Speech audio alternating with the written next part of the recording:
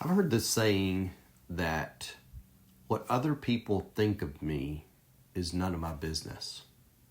I kind of disagree with that a little bit because it depends, right? It depends on what influence is that person have in my life. I care what my spouse thinks.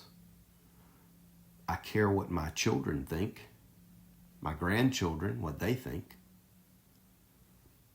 I would say it depends on what context you're looking at, right? If I'm in sales, I care what my prospect thinks about how I'm coming across to them or how much they think I care about their particular problem.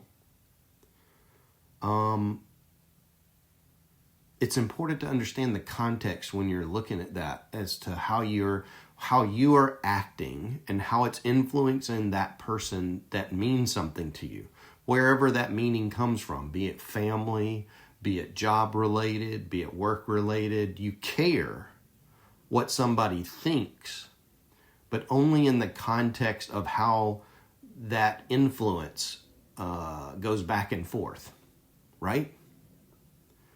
Because if you're trying to make an impression on somebody or you're trying to lead people, you care what they think. The difference is, though, and I think this is more about the context,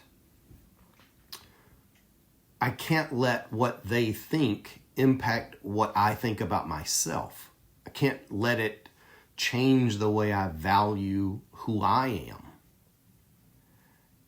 I think it's interesting to look at how people perceive you and how they understand you and all that kind of stuff almost as a mirror. How are you trying to be understood and what does that look like?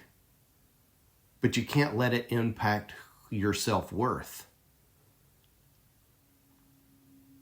Because if everybody has an opinion, wow, then are you letting everybody's opinion determine what you think about yourself? What value you bring? You bring value regardless of what anybody else thinks. But you might not be as valuable to one person as you are to another person. That's just how it works.